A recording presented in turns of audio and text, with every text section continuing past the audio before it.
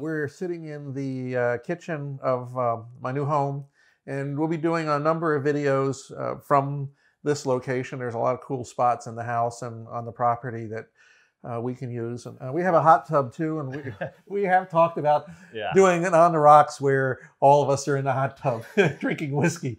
I apologize for all of that in the future. You never know.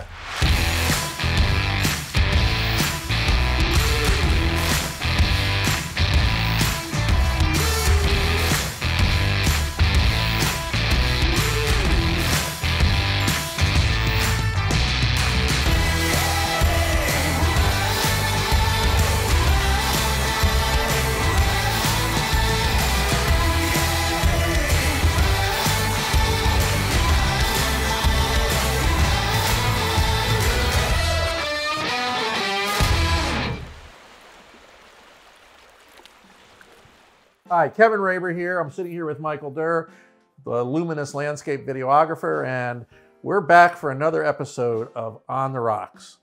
I'm sorry it's taken so long to bring another episode to you, but the last several weeks have been a little hectic to say the least. I went in for surgery and got a hip replacement, and I'm doing just fine. We're here to talk cameras again, and we're missing our regular guest stars, Phil Gibson and Jody Grover. They are too busy selling cameras right now to be with us today. We went to Hawaii and came home with the Canon R Mirrorless Camera.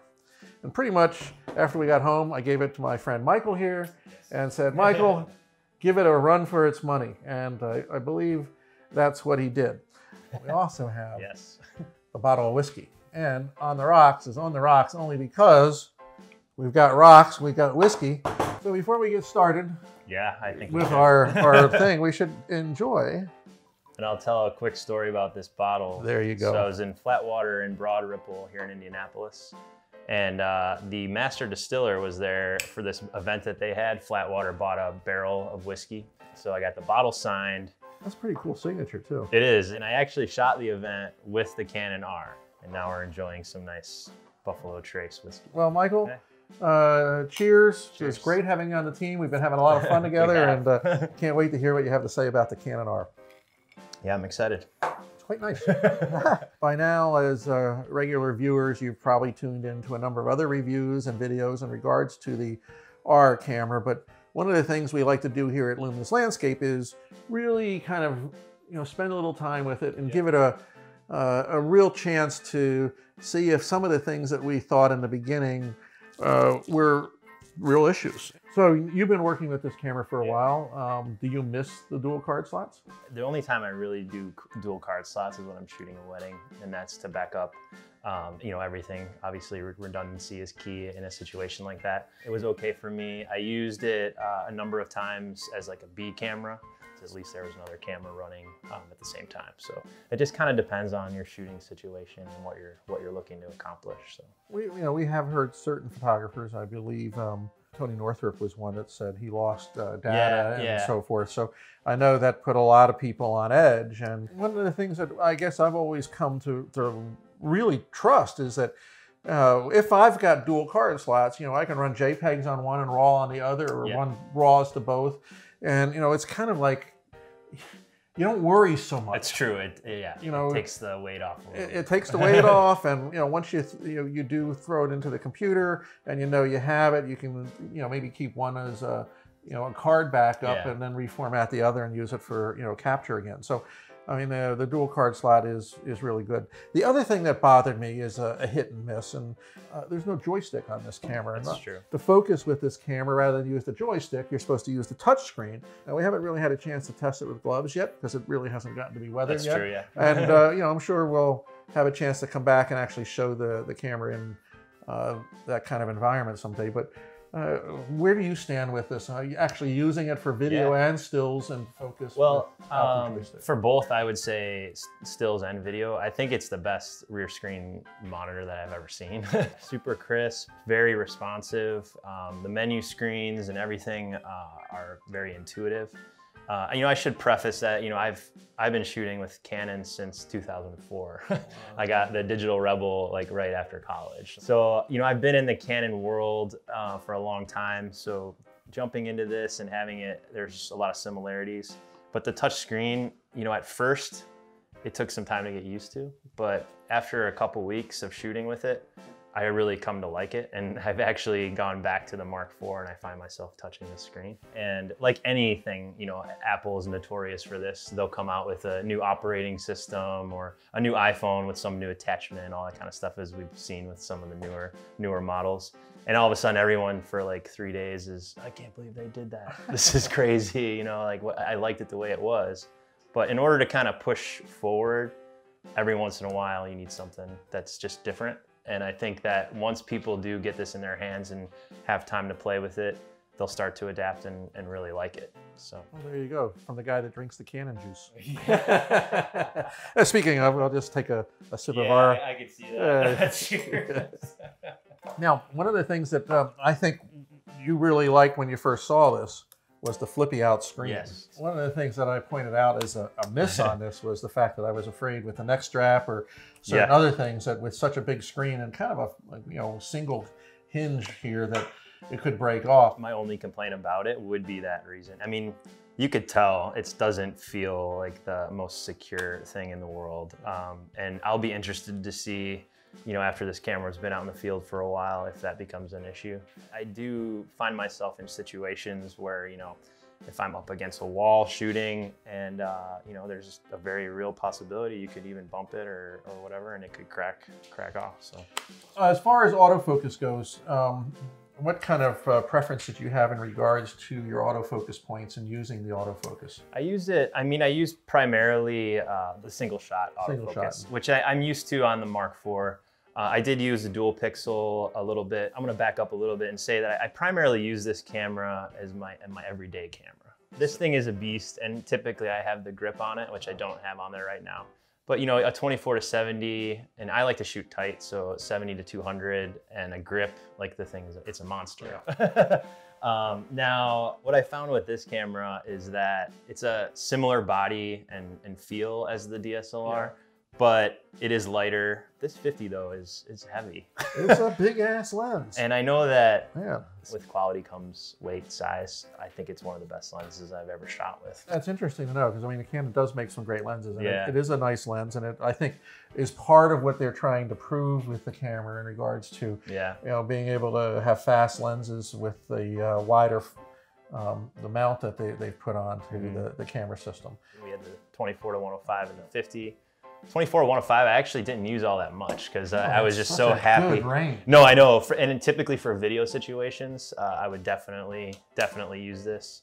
It's got an image stabilization, but I just found myself really liking to play with the 50, and I like the quality that was coming out of it. I even shot a video with it with the 50. Really? Yeah, so and I'll throw that in here too, and you can see some samples.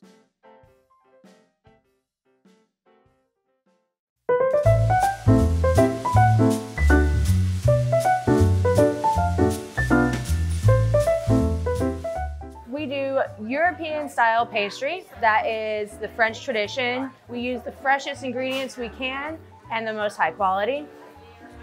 We're best known for our macarons, and those are the French almond cookie sandwiches.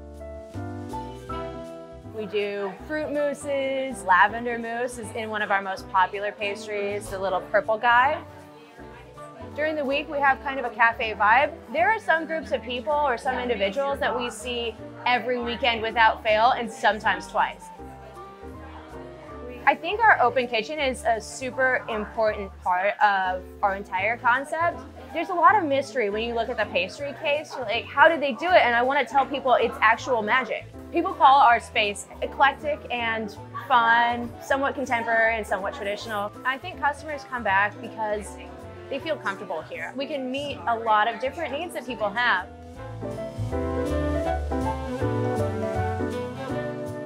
Everything's in its place and everything is fine-tuned just perfectly. It's a big collaboration.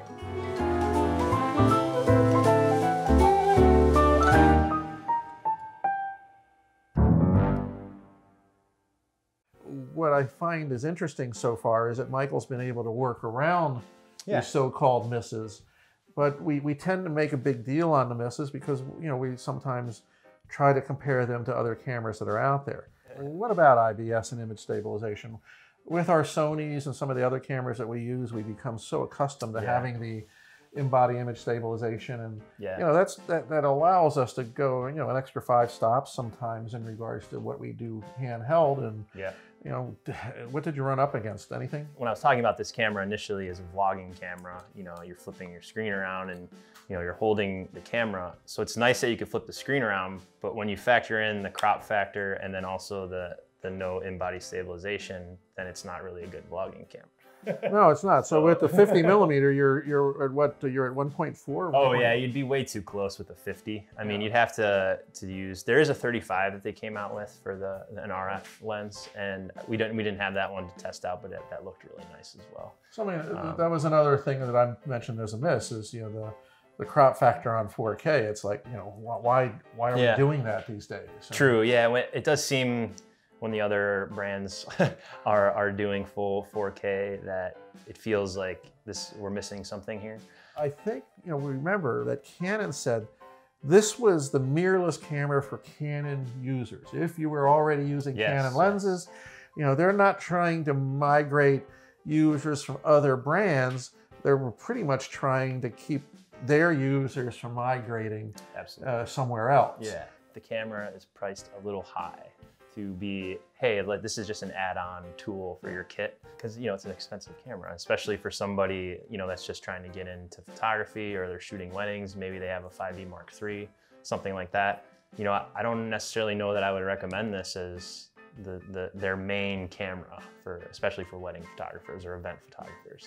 But it does make sense that it fits in currently to the current system very well, and me being a Canon shooter and having Canon lenses, I am gonna miss it when I send it back. Yeah, which we have to do this afternoon. I know. It's true. You know, I know you use this adapter with some of your lenses. How did that work out? I mean, I thought the adapter worked seamlessly for everything that I use it for. And again, I didn't use it a ton because I was enjoying using these lenses. I tested it out a few times, found no issues. There's 3 different ones. There is the one with the ring, just a standard one that literally just kind of connects.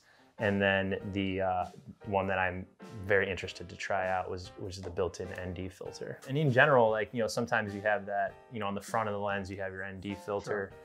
Just to have it like a little bit further back and be able to control it that way. Well, and it's if an you ND switch filter lenses, and a polarizer you can put in there. Yes, that's true. And then one of the best things, you know, lenses, different sizes on the front. So having that in the back and not having to worry about, I love that. That's kind of cool. When you talk about the glass, and I think that Canon would be presented with this problem as well, is like, are you going all into the mirrorless and developing lenses for the mirrorless system? Or, you know, are you still going to develop the same lenses for the Mark IV? That's where I'm more interested to see where things go with the next version. Because I do think that these lenses are incredible. I would totally buy this 50 if I could somehow use it on my Mark IV, I think. I want to ask you about these this multi-function ring that's on both this lens and, of course, on the adapter, so you can use it with the regular lenses. What do you think of that? I mean, this kind of thing when I was mentioning, you know, sometimes there's a leap forward in technology, or maybe not a leap forward necessarily, but just something different. And I really do think that if you started to get the hang of these new features, it could really speed up your shooting. What did you use this ring for? Primarily when I was shooting stills, it was ISO, finger touch, very simple. There's the multi-function bar on the back. I wouldn't recommend any one thing. I would recommend playing with it and see what you like. Yeah, it's funny, when, you know, in my use of it, limited as it may be, I found that multi-function bar kind of like the multi-function bar on my Apple laptop. Yeah. You know, it looks cool, and then every now and then I touch it, but every time I touch that one, I never could make it work right, or I had put a lock on it, so which meant you had to like touch and hold before it would work. Yeah, and it's one of those things that I would critique as well. There are times where I bumped it, and you know, one time I had it set for white balance, so you know, as I'm looking through, all of a sudden my picture is blue. I'm like, oh, what happened? And so you set it for white balance. Yeah, and when I was doing still, a number of things. What I found I actually liked to shoot with was the focusing modes. So I would slide over. So I could like do a dual pixel and track something, and then slide back into a single shot. It's a different workflow for sure. And I consider myself more of a analog guy. You know, I miss the joystick and I miss some of that stuff as well. So it just depends on what you like to do. This is really why I wanted to be on the show. Yeah. Hey, tell me something else before we go on talking about focus tracking and continuous autofocus. And this is bugging the crap out of me. Okay. What's that? So what's the deal here? Where did this come from? So I thought, you know, I'm trying to channel my inner Jody Grover. You know, no. The main reason I have this ridiculous looking mustache is because it's Halloween coming up, and actually tomorrow I'm going to the Children's Museum of Indianapolis. I'm dressing up as Captain Hook. I see. And my young 1-year-old son is going to be Peter Pan, and my wife Lindsay is going to be Wendy. So we're going for, I felt like, you know, it's tomorrow. I'm going to do the mustache for On the Rocks because I feel like good mustache and whiskey. What's it, all glued on or? No, it's real. No? Yeah, that's real.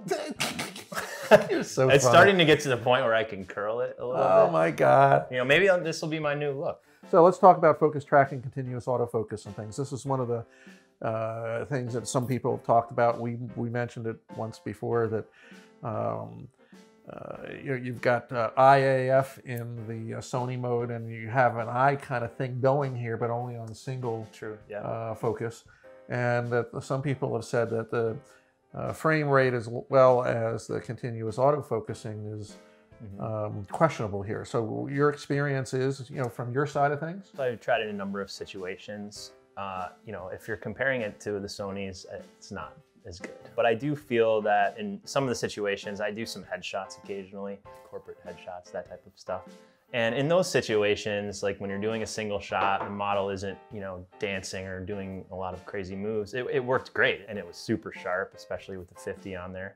But when you're tracking a moving subject, I felt like it would kind of go all over the place sometimes. I was shooting a birthday party, my niece's birthday party, and kids were playing out in the backyard. Moving kids. What a great autofocus, continuous. It was a perfect, yeah, exactly, the perfect scenario. I set it up, and I was trying to track them, and it was losing them pretty easily. That's frustrating. Yeah, that was a rough thing. Let's talk about some of the interface with the buttons and so forth. Like the placement of the video on off button, the shutter release button, some of the dials. Yeah. How'd you find all that working? I mean, for being a Canon shooter for so long, I had no problem picking it up and running with it, and it all fit well. One of the critiques, it seemed in the beginning, was that, oh, it's a mirrorless camera, but it's heavy. Like, but now I think we're reaching the point where DSLRs and mirrorless, you know, they started like this and now they're kind of like this. And I feel that with the quality that we mentioned and things comes weight. And to me, I think it felt like a perfect camera. Like I would be able to walk around with this all day, no problem. The buttons were okay? Yeah, the buttons, everything was great. And the new ring is great once you get used to it. And again, you could really customize the hell out of this camera. Almost to a point where it's frustrating sometimes. Well, you know, it was funny. This is where, you know, there's pluses and minuses, hits and misses again. Yeah. We've been very critical of the Sony camera in the past because we still, while they've come up with some brilliant technology, their menu system is something of very true. You know, kind of like, who's in what room are they sitting thinking of how to put this menu together? Yeah. But I think we all agreed when we saw the Canon menu for the first time, you know, the illustration, the setup, and the intuitiveness of using the Canon menu system was really top notch. So they got that part really nicely done. Plus, one of the things I really liked was how fast you could set that up using the touch screen. Yep. Oh, yeah. So everything is touch sensitive on the back of this Canon R as far as the menu goes. You kind of brought up a very good point. I never thought I would do this, but I found myself sometimes shooting like this. The screen is that nice. Even outside in the sun, we went for a hike with the camera. I was shooting, you know, my wife and son kind of ahead of me, And I found myself shooting like this. And if you had the screen flipped around, you know, you can do low angle shots and everything on the screen. It's super, super nice. One of the best things I think about the camera is that screen. Everyone asks, would you buy this camera? And I think that's a hard thing to say, for me in particular. Being a Canon shooter, I wanted Canon's launch into the mirrorless world to make a huge splash. I wanted it to be like 5D Mark II when that thing came out and everyone was like, this is the best camera ever. I think, again, it's a first generation camera. I personally have never been an early adopter. I do think that this camera is excellent. It has new features that are very customizable. I do think the price is a little high for me. Like, I think the Mark IV for me is working great. I also have a Mark III as a backup. So when I shoot a wedding, that's my system, you know, my 2-camera system. I did use this at a wedding. I guess you could call it my C camera. The main reason I used it as a C camera was because I wasn't quite sure when I was going to be able to open the new RAW files. Of course, literally 3 days after the wedding, Adobe updated their program. I was able to open everything up. But overall, I would say if you're already a Canon user, you're investing in Canon glass, and you want to get into the mirrorless game a little bit and play with it, I think it's a good tool to have. Excellent. But you also have to have a little bit of disposable income. Like a good example, if you're going from a Mark III and you're looking to upgrade, I would not put this above the Mark IV yet. I do think that they will have a new system at some point that will be on par with the Mark IV. And that's just my personal opinion. Fair enough, fair enough. Well, the other day when I talked to you on the phone, you told me you had a little adventure with the Canon R. You got one of the new cotton carriers, which we've previously, and you previously did a review on. So that's a solo carrier. It's a lot smaller. Yeah, it's just a sling style, they call it. Which is, I'll show you. I won't do a full Jody and disrobe right now, but I'll just show you that it's a pretty simple system that just kind of latches over your shoulder. Oh, that's kind of cool. So it's like a shoulder holster. Yeah, and it comes around like this. Bam. And so you did a bike ride or something with it? Yeah, I like to bike ride, and I do like to bike and shoot. So one of the things I've always had a problem with was, you know, I throw my camera in my bag, I'm riding my bike, come to a cool spot or whatever, and all of a sudden you gotta stop, reach into your bag, take out your camera, take a shot, and put it back in. So with cotton carrier product here, I don't have the hub on here right now, but the Canon R just sits on here just like this, twists in and locks in. And I was able to bike totally hands-free and everything, and the camera was super secure, and it was awesome. I rode all around Indy, you know, just stopped on my bike, took a few shots. So we're gonna see some photos of you on the yeah, bike with actually, you'll also see a drone video. Oh, another drone video? There's a guy that I've been working with in Indianapolis. He helped me out in a couple of videos when I'm shooting myself doing reviews. He helps me out. And his name's Paul Nurkala. He is a drone racer. That's kind of cool. So he flies like, not like your Mavics and your DJI products, but he actually takes handmade drones and flies them like 60 miles an hour. If you haven't seen that video, Michael did a great video on product review of the Tamarack Anvil 27 bag, where the drone operator followed his car into the parking lot. Michael gets out of the car, goes around to the other side. The drone flies through the window and then follows Michael up the path. Unreal. Brilliant piece of editing. We'll put the link to that clip in For sure. the information below. You know, stay tuned because we're going to talk a lot more about the whole mirrorless game these days because there's a lot happening. We're going to come back and have another video with the Z7 and where Nikon is going with their cameras. We'll have a discussion about the consortium between Panasonic and Leica and Sigma and what that means in the business. We called it several videos ago, the Mirrorless Wars. Yeah, it's true. It may be the Mirrorless Wars. You know, I still hold the belief that the pie is only so big in regards to the camera market today. It's not like there's point and shoots and all these things. You know, that market's gone away and replaced with the mobile devices.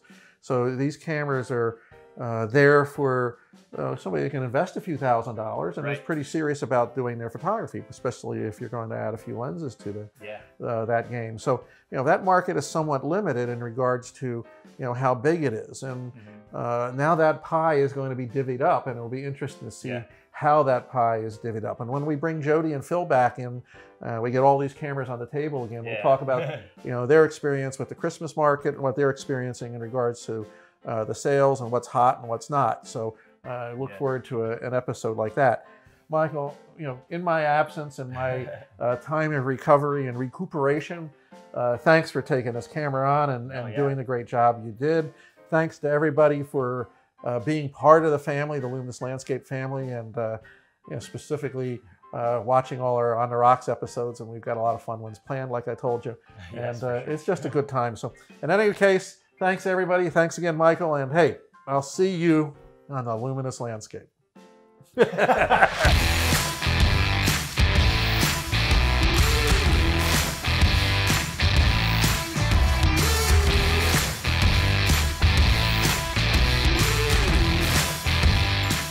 And we just had one of these issues with the camera that's running on us right now, that one. It would be great to just be able to flip the screen around so one, I could see if it's still recording. So hopefully this whole episode will be recorded.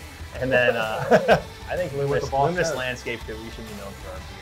Oh, man, we should do that. Okay.